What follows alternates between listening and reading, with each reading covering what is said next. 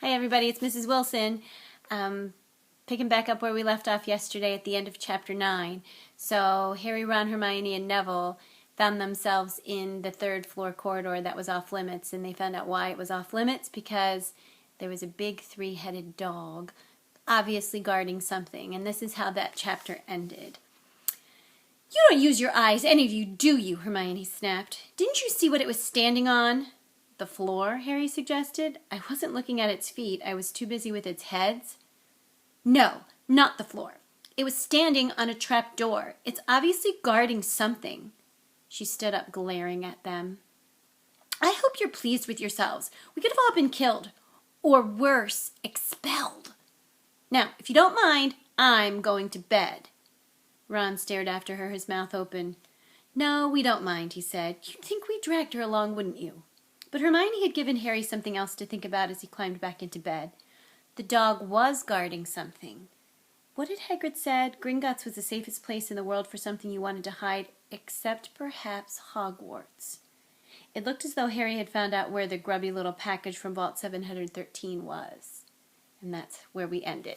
So today starts chapter 10, which is titled Halloween, because we're going to get to experience a little bit of Halloween craziness at the Hogwarts castle. Malfoy could not believe his eyes when he saw that Harry and Ron were still at Hogwarts the next day, looking tired but perfectly cheerful. Indeed, by the next morning, Harry and Ron thought that meeting the three-headed dog had been an excellent adventure, and they were quite keen to have another one. In the meantime, Harry filled Ron in about the package that they seemed to have been moved from Gringotts to Hogwarts. They spent a lot of time wondering what could possibly need such heavy protection. It's either really valuable or really dangerous, said Ron. Or both, said Harry. But as all they knew for sure about the mysterious object was that it was about 2 inches long, they didn't have much chance of guessing what it was without further clues. Neither Neville nor Hermione showed the slightest interest in what lay underneath the dog and the trapdoor. All Neville cared about was never going near the dog again. Hermione was now refusing to speak to Harry and Ron, but she was such a bossy know-it-all that they saw this as an added bonus. All they really wanted now was a way of getting back at Malfoy, and to their great delight, just a thing arrived in the mail about a week later. As the owls flooded into the great hall as usual, everyone's attention was caught at once by a long, thin package carried by 6 large screech owls. Harry was just as interested as everyone else to see what was in this large parcel, and was amazed when the owls soared down and dropped it right in front of him, knocking his bacon to the floor. They had hardly fluttered out of the way when another owl dropped a letter on top of the parcel. Harry ripped open the letter first, which was lucky because it said, "Do not open the parcel at the table.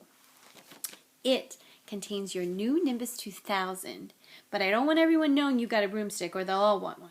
Oliver Wood will meet you tonight on the Quidditch field at 7 o'clock for your first training session. Signed, Professor McGonagall." Harry had difficulty hiding his glee as he handed the note to Ron to read. A Nimbus 2000? Ron moaned enviously. I've never even touched one.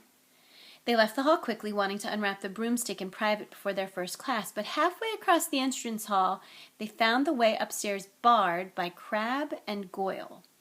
Malfoy seized the package from Harry and felt it. That's a broomstick, he said, throwing it back to Harry with a mixture of jealousy and spite on his face. You'll be in for it this time, Potter. First years aren't allowed them. Ron couldn't resist.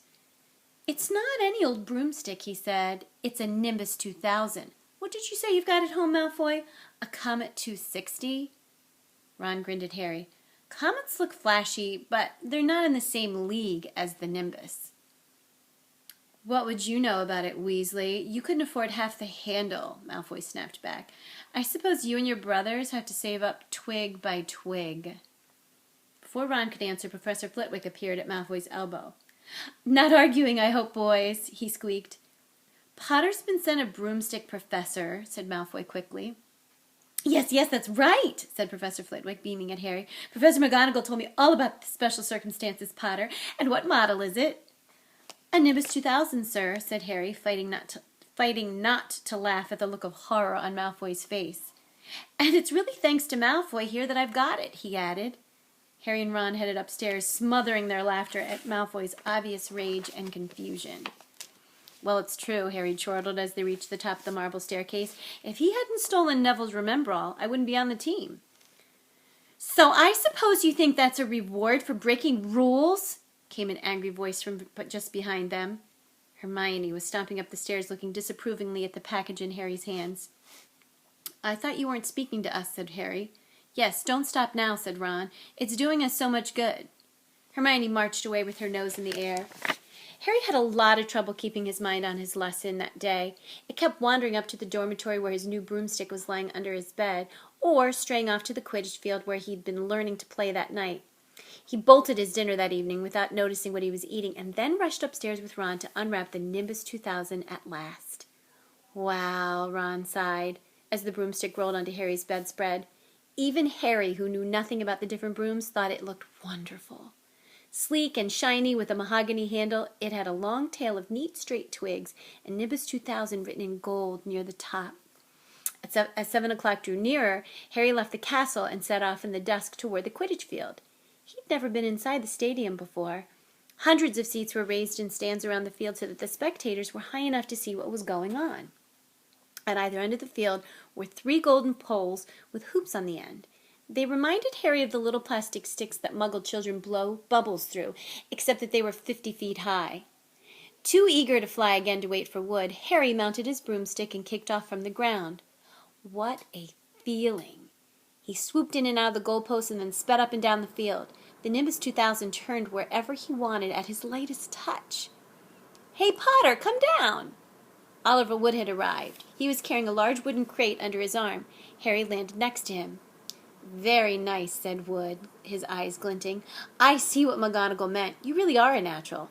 I'm just going to teach you the rules this evening, then you'll be joining team practice 3 times a week. He opened the crate. Inside were 4 different sized balls. Right, said Wood. Now, Quidditch is easy enough to understand, even if it's not too easy to play. There are 7 players on each side. 3 of them are called chasers. 3 chasers, Harry repeated, as Wood took out a bright red ball about the size of a soccer ball. This ball is called the quaffle, said Wood. The chasers throw the quaffle to each other and try and get it through one of the hoops to score a goal. 10 points every time the quaffle goes through one of the hoops. Follow me? The chasers throw the quaffle and put it through the hoops to score, Harry recited. So, that's sort of like basketball and broomsticks with 6 hoops, isn't it? It's basketball, said Wood curiously. Never mind, said Harry quickly. Now, there's another player on each side who's called the keeper. I'm keeper for Gryffindor. I have to fly around our hoops and stop the other team from scoring. 3 chasers, 1 keeper, said Harry, who was determined to remember it all. And they play with the quaffle. Okay, got that? So what are they for? He pointed at the 3 balls left inside the box. I'll show you. Now, said Wood, take this. He handed Harry a small club, a bit short like a baseball bat. I'm going to show you what the bludgers do, Wood said. These 2 are the bludgers. He showed Harry 2 identical balls, jet black and slightly smaller than the red quaffle. Harry noticed that they seemed to be straining to escape the straps holding them inside the box. Stand back, Wood warned. He bent down and freed one of the bludgers. At once, the black ball rose high in the air and then pelted straight at Harry's face. Harry swung at it with the bat to stop it from breaking his nose and sent it zigzagging away into the air. It zoomed around their heads and then shot at Wood, who dived at the top of it and managed to pin it to the ground. See? Wood panted, forcing the struggling bludger back into the crate and strapping it down safely. The bludgers rocket around, trying to knock players off brooms. That's why you have 2 beaters on each team. The Weasley twins are ours. It's their job to protect their side from the bludgers and try and knock them towards the other team. So, you think you've got all that? 3 chasers try and score with the quaffle. The keeper guards the goalpost. The beaters keep the bludgers away from their team, Harry reeled off. Very good, said Wood. Have the bludgers ever killed anyone? Harry asked, hoping he sounded offhand.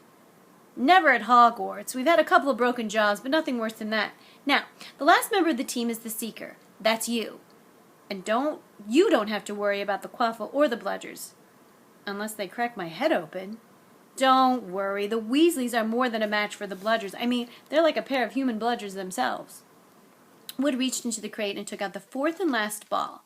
Compared with the quaffle and the bludgers, it was tiny, about the size of a large walnut. It was bright gold and had little fluttering silver wings.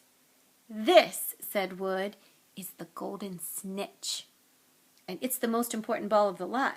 It's very hard to catch because it's so fast and difficult to see. It's the seeker's job to catch it.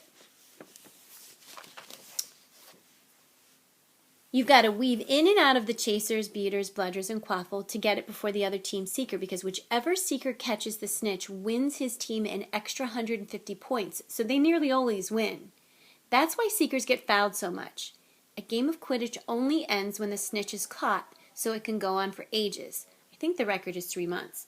They had to keep bringing on substitutes so the players could get some sleep. Well, that's it. Any questions?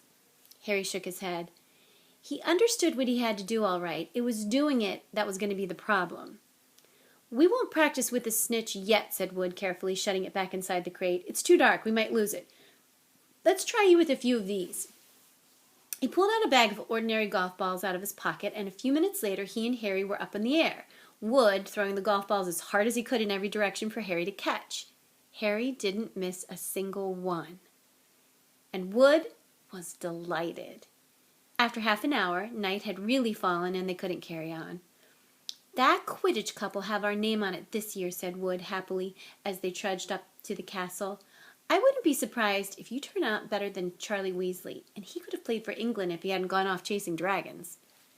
Perhaps it was because he was so busy, what with Quidditch practice 3 evenings a week on top of all of his homework, but Harry could hardly believe it when he realized that he'd already been at Hogwarts 2 months. The castle felt more like home than Privet Drive ever had.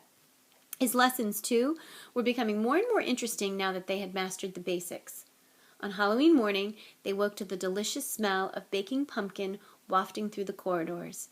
Even better, Professor Flitwick announced in Charms that he thought they were ready to start making objects fly, something they'd all been dying to try since they'd seen him make Neville's toad zoom around the classroom. Professor Flitwick put the class into pairs to practice. Harry's partner was Seamus Finnegan, which was a relief because Neville had been trying to catch his eye. Ron, however, was to be working with Hermione Granger. It was hard to tell whether Ron or Hermione was angrier about this. She hadn't spoken to either of them since the day Harry's broomstick had arrived. Now, don't forget that nice wrist movement we've been practicing, squeaked Professor Flitwick, perched on top his pile of books as usual. Swish and flick, remember, swish and flick. And saying the magic words properly is very important, too. Never forget Wizard Barufio, who said S instead of F and found himself on the floor with a buffalo on his chest. It was very difficult. Harry and Seamus swished and flicked, but the feather they were supposed to be sending skyward just lay on the desktop. Seamus got so impatient that he prodded it with his wand and set fire to it. Harry had to put it out with his hat. Ron, at the next table, wasn't having much more luck. Wingardium Leviosa, he shouted, waving his long arms like a windmill. You're saying it wrong, Harry heard Hermione snap. It's Wingardium Leviosa. Make the gar nice and long. You do it then if you're so clever, Ron snarled.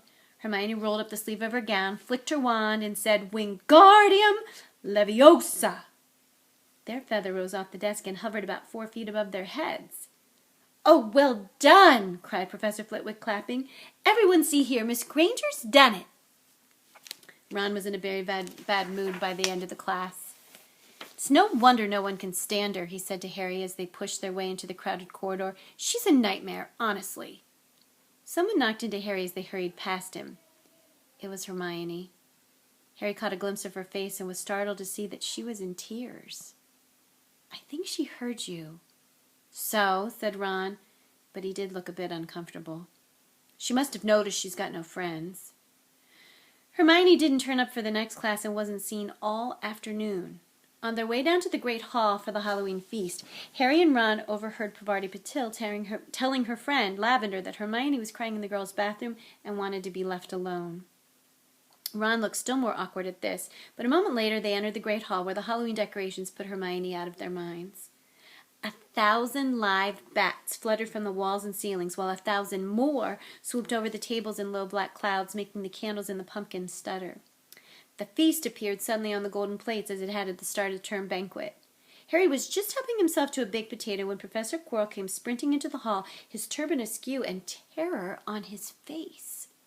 Everyone stared as he reached Professor Dumbledore's chair, slumped against the table, and gasped, Troll! In the dungeons! Thought you ought to know! He then sank to the floor in a dead faint. There was an uproar. It took several purple firecrackers exploding from the end of Professor Dumbledore's wand to bring silence. "Prefects," he rumbled, "lead your houses back to the dormitories immediately." Percy was in his element. "Follow me. Stick together, first years. No need to fear the troll if you follow my orders. Stay close behind me now. Make way, first years. Coming through. Excuse me, I'm a prefect." "How could a troll get in?" Harry asked as they climbed the stairs. "Don't ask me. They're supposed to be really stupid," said Ron. "Maybe Peeves let it in for a Halloween joke." They passed different groups of people hurrying in different directions. As they jostled their way through a crowd of confused Hufflepuffs, Harry suddenly grabbed Ron's arm. "I just thought, Hermione. What about her? She doesn't know about the troll." Ron bit his lip. "Oh, all right," he snapped, "but Percy'd better not see us."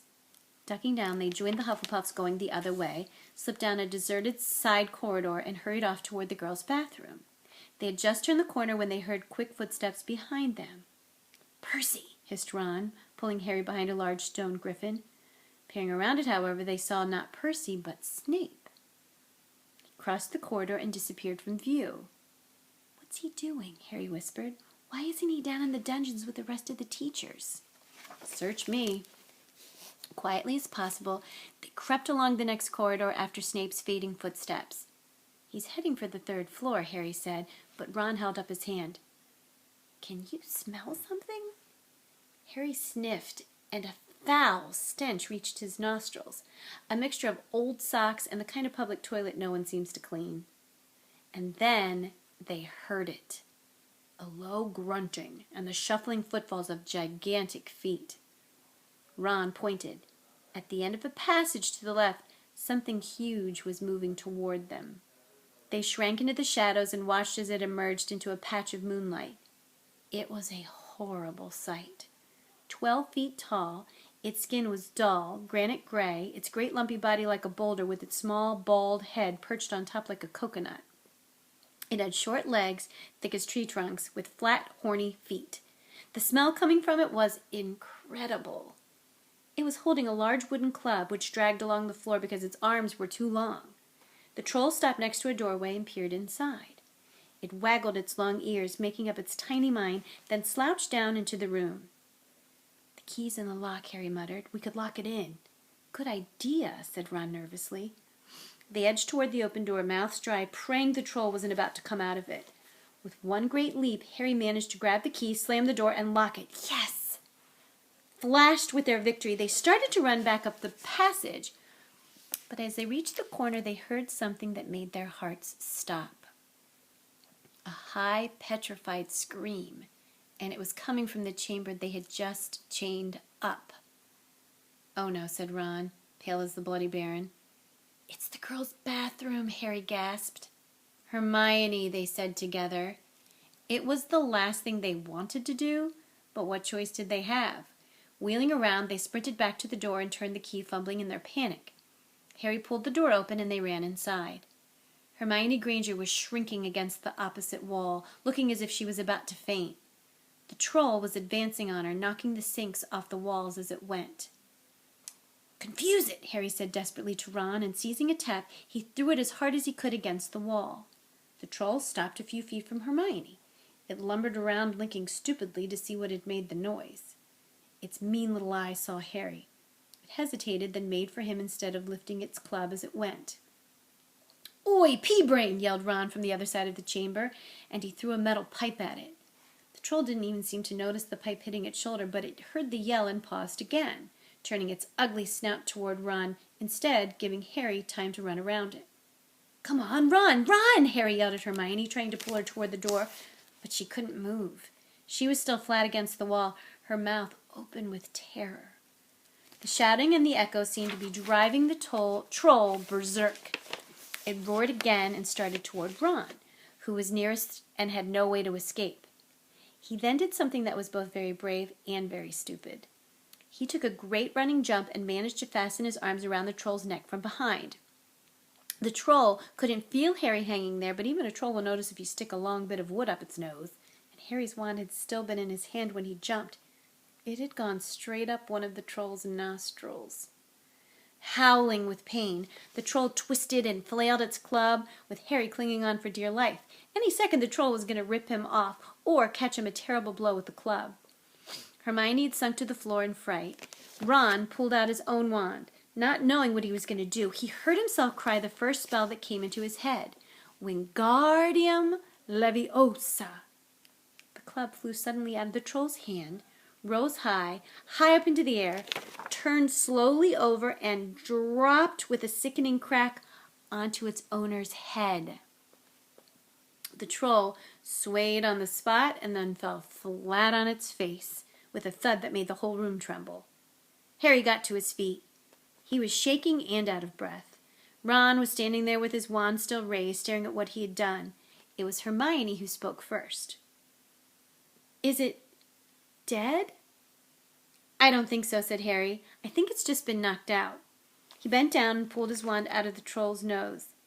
It was covered in what looked like lumpy gray glue. Ugh, troll boogers. He wiped it with the troll's trousers. A sudden slamming and loud footsteps made the three of them look up. They hadn't realized what a racket they had been making, but of course someone downstairs must have heard their crashes and the troll's roars. A moment later, Professor McGonagall had come bursting into the room, closely followed by Snape, with Quirrell bringing up the rear. Quirrell took one look at the troll, let out a faint whimper, and sat down on a toilet, clutching his heart. Snape bent over the troll. Professor McGonagall was looking at Ron and Harry. Harry had never seen her look so angry. Her lips were white. Hopes of winning 50 points for Gryffindor faded quickly from Harry's mind. "What on earth were you thinking of?" said Professor McGonagall with cold fury in her voice. Harry looked at Ron, who was still standing with his wand in the air. "You're lucky you weren't killed. Why aren't you in your dormitory?" Snape gave Harry a swift, piercing look. Harry looked at the floor. He wished Ron would put his wand down. Then a small voice came out of the shadows. "Please, Professor McGonagall, they were looking for me." "Miss Granger?" Hermione had managed to get to her feet at last.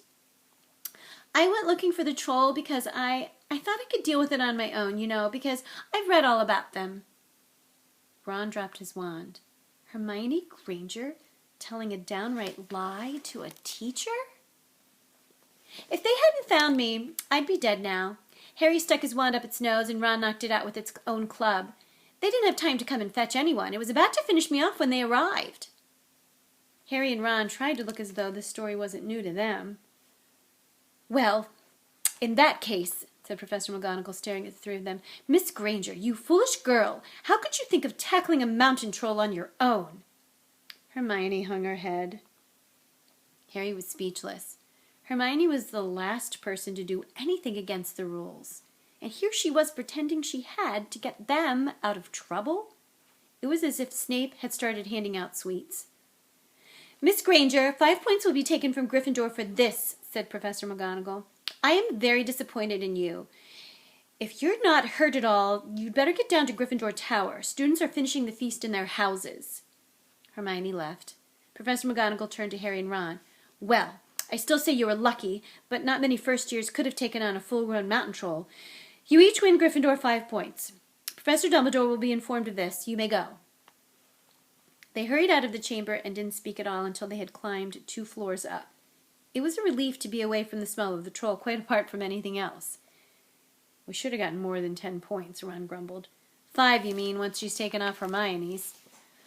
"It's good of her to get us out of trouble like that," Ron admitted. "Mind you, we did save her." "Well, she might not have needed saving if we hadn't locked the thing in with her," Harry reminded him. They reached the portrait of the fat lady. "Pig snout," they said, and entered. Common room was packed and noisy. Everyone was eating the food that had been sent up. Hermione, however, stood alone by the door, waiting for them.